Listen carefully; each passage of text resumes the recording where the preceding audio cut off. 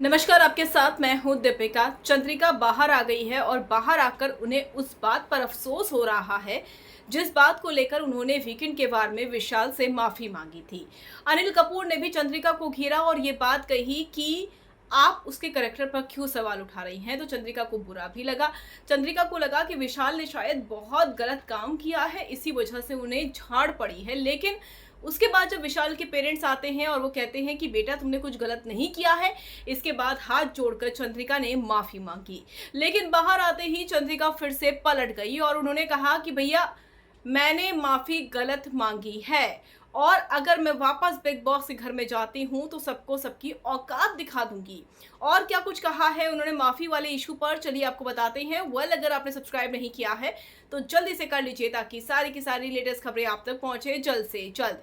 चंद्रिका को अफसोस है उस बात का जिस बात को लेकर उन्होंने विशाल से माफी मांगी थी। चंद्रिका ने ये बात भी डंके की चोट पर कही है कि शो में इस तरीके से पोर्ट्रे हुआ कि विशाल ने कुछ भी गलत नहीं किया है। कृतिका ने विशाल की वजह से अपने छोटे कपड़े भी छुपा लिए और उसकी वजह से वो कपड़े नहीं पहन पा रही है।